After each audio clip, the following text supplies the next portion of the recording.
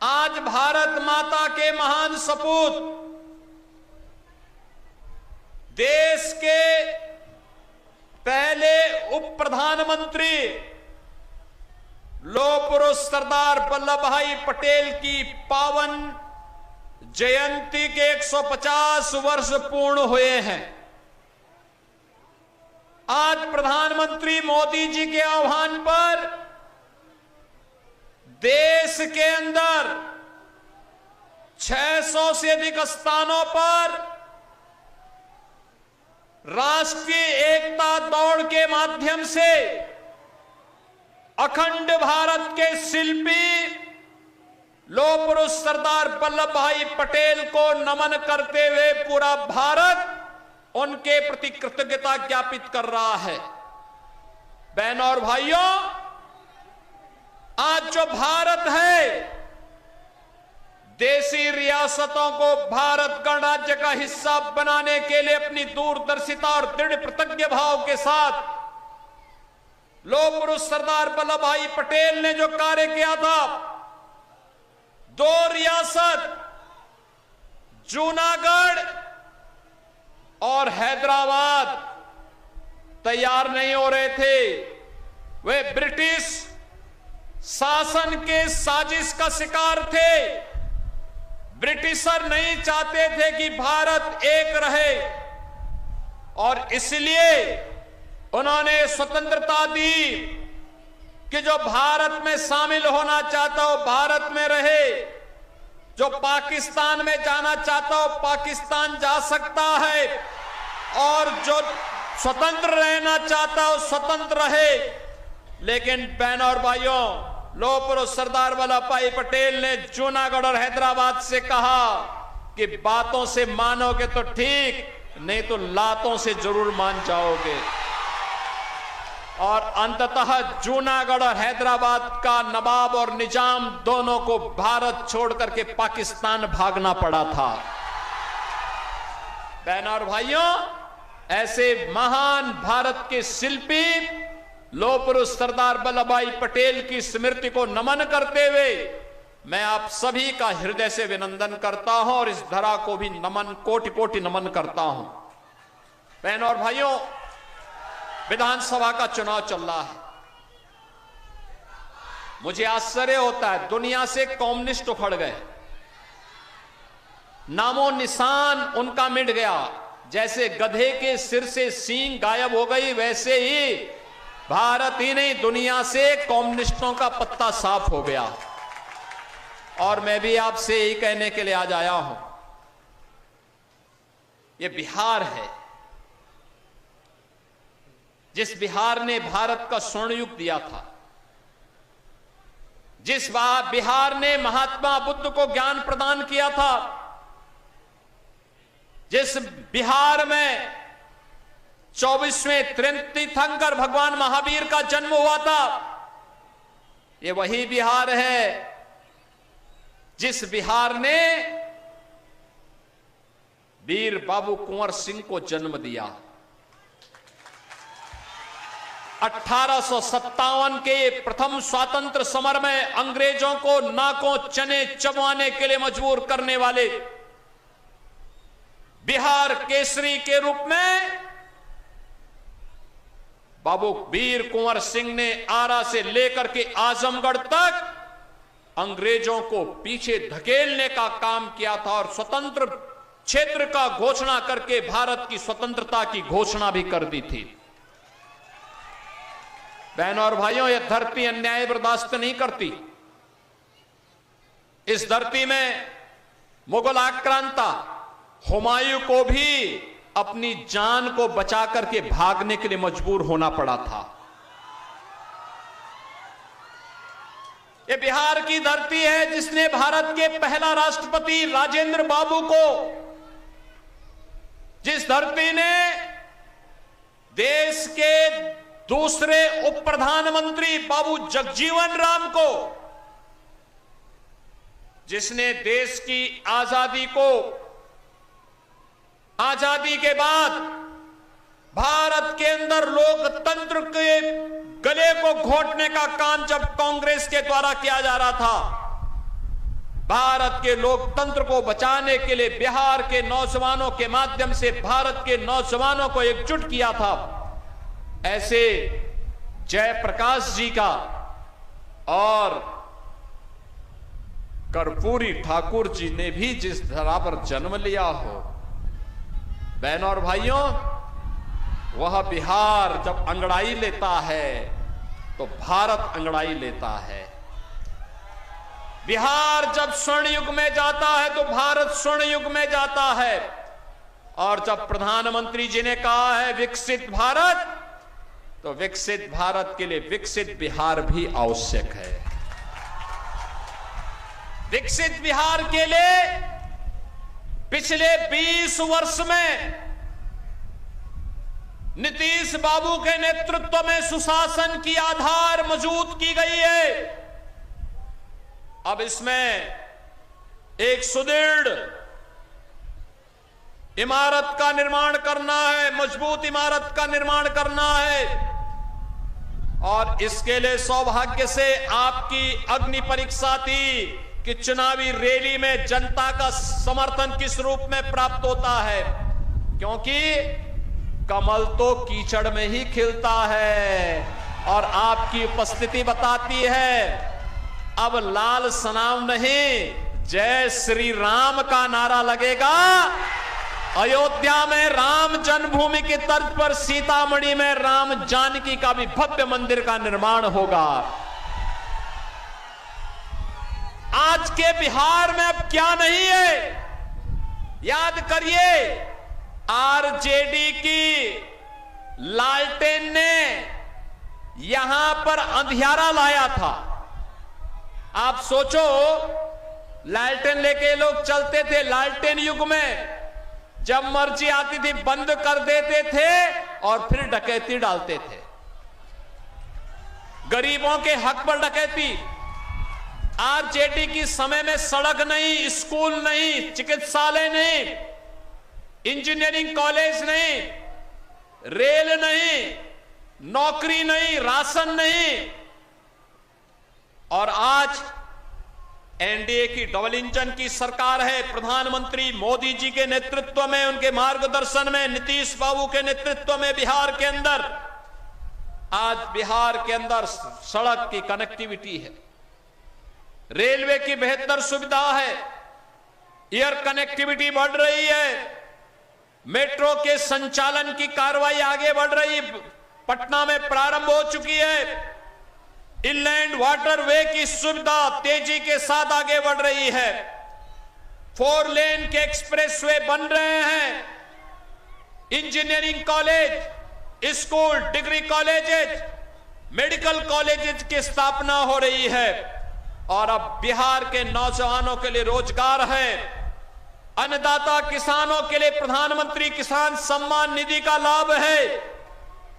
बिहार के अंदर अब देश के अंदर अगर आप देखेंगे, प्रधानमंत्री मोदी जी के नेतृत्व में 80 करोड़ लोग फ्री में राशन की सुविधा का लाभ प्राप्त कर रहे हैं।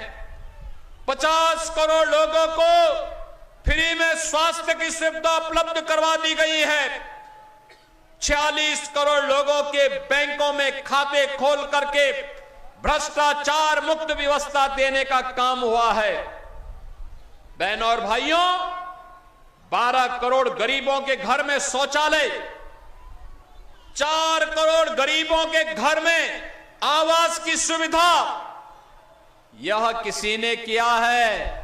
एनडीए की मोदी जी के नेतृत्व की सरकार ने और नीतीश बाबू ने मिलकर के किया है।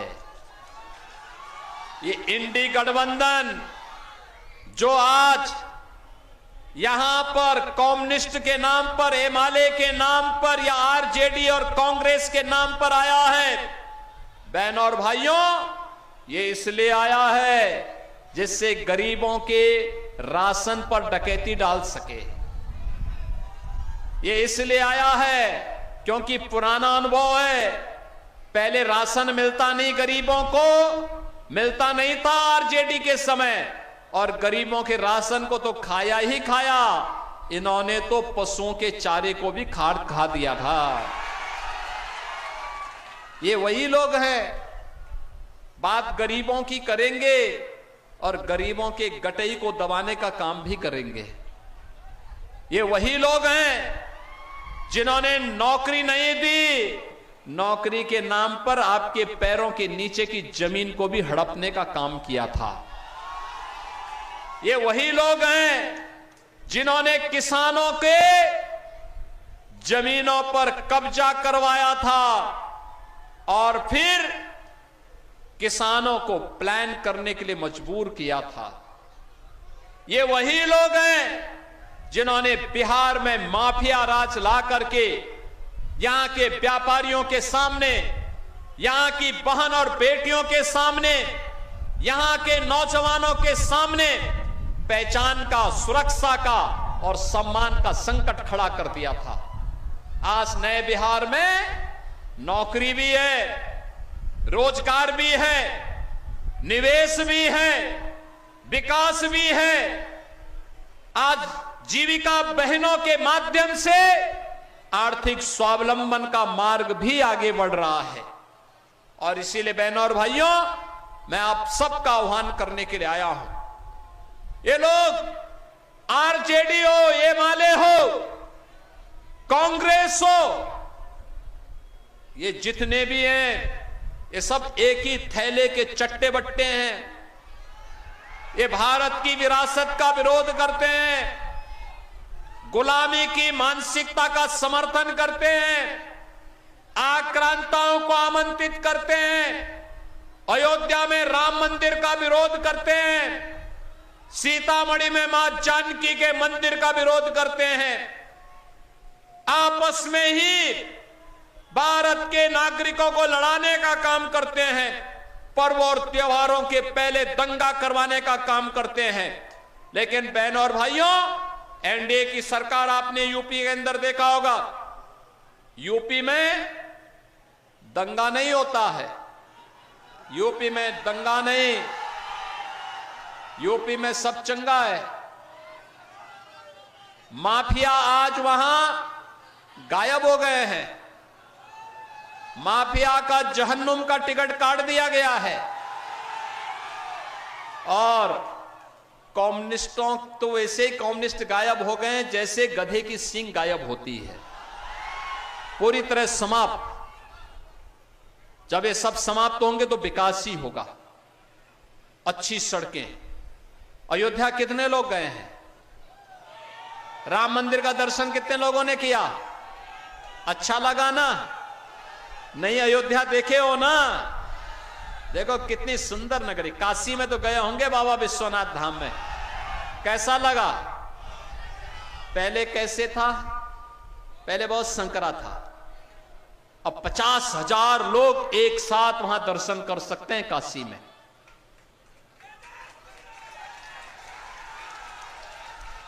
दस लाख लोग एक दिन में दर्शन करते हैं काशी में। 10 लाख श्रद्धालु एक साथ अयोध्या में दर्शन करते हैं। और ये कांग्रेस के लोग क्या कहते थे, आरजेडी के लोग क्या कहते थे? कहते थे राम ये ही नहीं। कांग्रेस कहती थी राम है ही नहीं। आरजेडी के लोग राम मंदिर का रथ रोकते हैं। इनका पार्टनर समाजवादी पार्टी उत्तर प्रदेश में राम भक्तों पर गोली चलाते हैं। और कम्युनिस्टों से कहना ही क्या है, वे भारत के बारे में नहीं सोचते, वे किसी दूसरे लोग के बारे में सोचते हैं। और इसलिए बहनों और भाइयों, जो राम का नहीं वो हमारे किसी काम का। जाके प्रिय न राम वैदे ही तजिए ताही कोटि बैरी सम यद्यपि परम स्नेही। जो राम का विरोध कर रहा है वो राष्ट्र का विरोध कर रहा है, और जो राष्ट्र का विरोध कर रहा है वह हमारे किसी काम का नहीं। उसको हर हाल में बाहर का रास्ता दिखाना है। और बहनों और भाइयों, विकास की पहली शर्त है सुशासन, सुरक्षा का बेहतर माहौल, और उसको केवल और केवल एनडीए दे सकती है। प्रधानमंत्री मोदी जी के मार्गदर्शन में एनडीए दी है, एनडीए दे रही है, एनडीए देगी। और इसके लिए आपका आह्वान करने के लिए आए हैं। यहां पर जो चुनाव चल रहे हैं, इस चुनाव में भारतीय जनता पार्टी और एनडीए ने श्री महेश पासवान को अज्ञाव विधानसभा क्षेत्र से अपना प्रत्याशी बना करके उतारा है। महेश पासवान को आपका आशीर्वाद मिलेगा ना? मिलेगा ना? दोनों हाथ ला करके, थोड़ा दोनों हाथ ला करके बोलो, जहां जहां मेरी आवाज जा रही है दोनों हाथ ला करके आशीर्वाद दीजिए। उधर भी ये हेलीकॉप्टर के पीछे छत के ऊपर जितने लोग हैं, इन लोगों से मैं अनुरोध करूंगा, सभी लोग जो जहां पर है वहीं से आशीर्वाद दो, क्योंकि यहां तो कीचड़ है, यहां पे कीचड़ है, यहां आना कठिन था, लेकिन आप उसके बाद भी आए हैं, तो महेश पासवान को आशीर्वाद देंगे ना? कमल खिलाएंगे ना? इस धरती पर कमल ही खिलना है। कमल खिलाने के लिए तैयार हैं? इसके लिए घर घर जाना होगा, एक एक घर से वोट देना होगा। वैसे मैं देख रहा हूं हर घर में केसरिया लहरा रहा है, हर घर में बजरंग बली का पताका फहरा रहा है ना? तो बजरंगी जो फहरा रहे हैं, ये केसरिया जो लहरा रहा है, ये कमल के फूल के रूप में एनडीए की सरकार बनने के लिए भी महेश पासवान को आशीर्वाद के रूप में मिलना चाहिए। मिलेगा? तो मेरे साथ बोलेंगे एक साथ, जय श्री राम, जय श्री राम, जय जय श्री राम।